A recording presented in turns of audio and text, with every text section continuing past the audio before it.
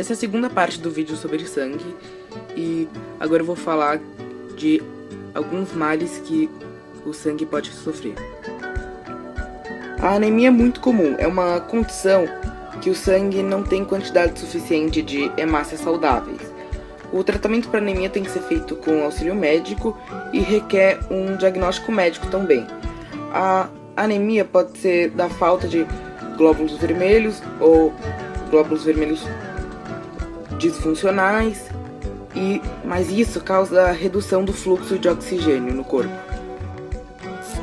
Os sintomas e os tratamentos dependem de cada tipo de anemia, mas alguns remédios que são usados para vários tipos são o estimulante medular, que ajuda a medula a produzir novas células sanguíneas, a hormona, que afeta os processos corporais e a regulação da atividade dos órgãos, o suplemento alimentar, que substitui nutrientes, transfusão de sangue, que é quando componentes do sangue são adicionados para combater deficiências na corrente sanguínea, e também tem muito da ingestão de vitaminas.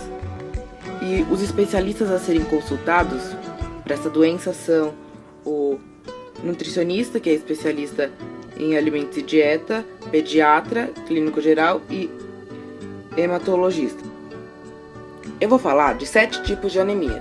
O primeiro é a anemia ferropriva, que acontece pelo baixo consumo de alimentos com ferro, que faz com que a hemoglobina não consiga transportar o oxigênio, e ela também pode surgir depois de uma hemorragia severa ou uma menstruação severa também, e pode ser tratada com alimentação rica em ferro, suplementação de ferro e, em casos mais graves, transfusão de sangue. E tem como principais sintomas a fadiga, palidez, falta de ar, vertigem, tonturas e batimento cardíaco acelerado. A anemia megalobástica é caracterizado pelo tamanho anormal dos glóbulos vermelhos, como vocês podem ver aí na imagem, bem maior, e também a diminuição de glóbulos brancos e plaquetas no sangue. Isso é provocado pela baixa ingestão de vitamina 12 e, como sintomas, podem surgir a dor de barriga, queda de cabelo, cansaço e feridas na boca. E a solução é a ingestão de vitamina B12. A anemia perniciosa é a mesma coisa que a anemia megalobástica, mas tem uma diferença na causa. Assim, as duas são por falta de vitamina B12, mas na megalobástica a pessoa não ingere vitamina B12. Já na perniciosa, a pessoa ingere, só que não consegue ir para a corrente sanguínea. E o tratamento, consequentemente, também é diferente. Nesse caso, o recomendado são injeções de vitamina B12 direto na corrente. Então, a anemia hemolítica é o seguinte, é uma doença autoimune, ou seja, os glóbulos brancos falham e identificam os antígenos dos glóbulos vermelhos como invasores. Então, começam a produzir anticorpos contra os glóbulos vermelhos, e os glóbulos vermelhos começam a morrer. E como sintomas, tem a palidez, tontura, marcas roxas na pele e os olhos e a pele ficam secos. E essa anemia tem cura e ela pode ser alcançada com o uso de corticoides ou remédios imunossupressores. E ela é mais comum em mulheres do que homens. E também pode ser necessário fazer cirurgia para tirar uma parte do braço. A anemia falciforme é quando os glóbulos vermelhos eles ficam deformados e assim eles não conseguem transportar o oxigênio. A causa da anemia falciforme é genética e como sintomas tem inchaço nas mãos, nos pés e também dor no corpo todo. E pode ser tratada com remédio para aliviar os sintomas da pessoa, mas não existe cura para esse tipo de anemia. A anemia plástica é uma doença muito séria, é uma doença autoimune que a medula óssea diminui a produção das células sanguíneas e os sintomas disso são manchas roxas na pele, hematomas frequentes, sangramento que demoram muito para parar e, assim, para tratar pode ser feito.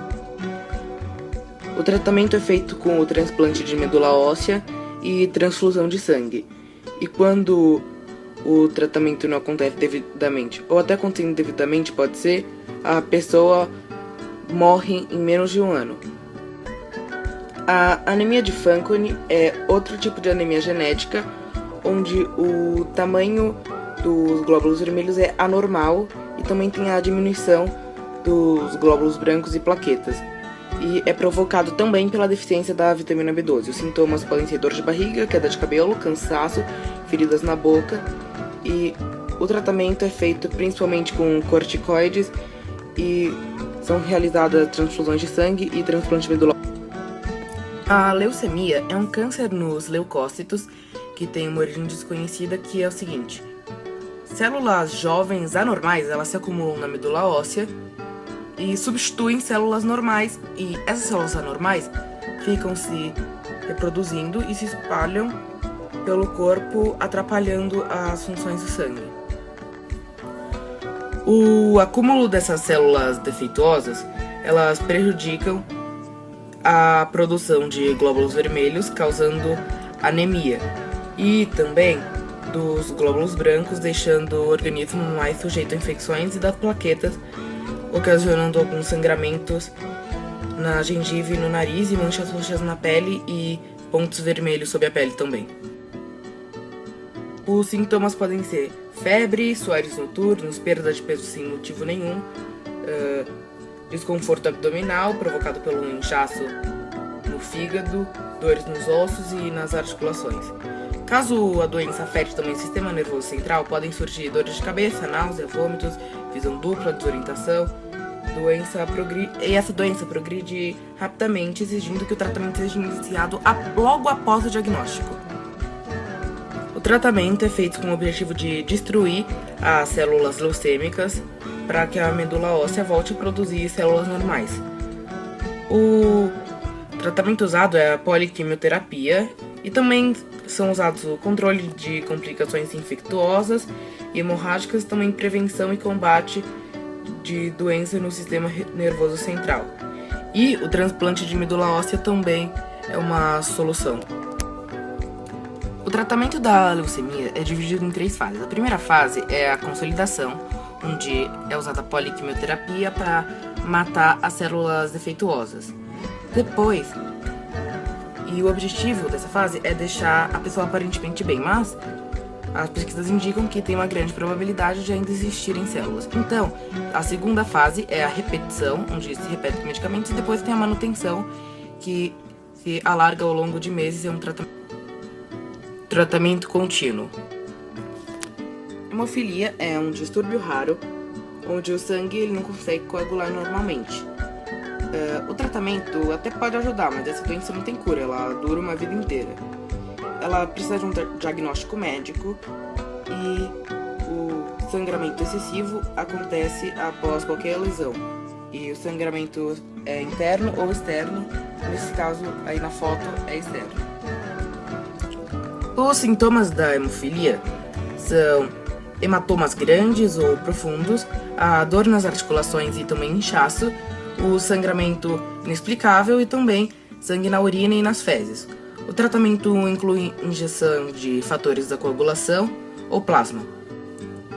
Alguns cuidados médicos que podem ser usados são a transfusão de sangue, onde são adicionados os elementos para combater a deficiência na corrente sanguínea, o promotor de coagulação, que ajuda a formar os coágulos sanguíneos, os líquidos intravenosos, que são fluidos, medicamentos que entram diretamente na veia.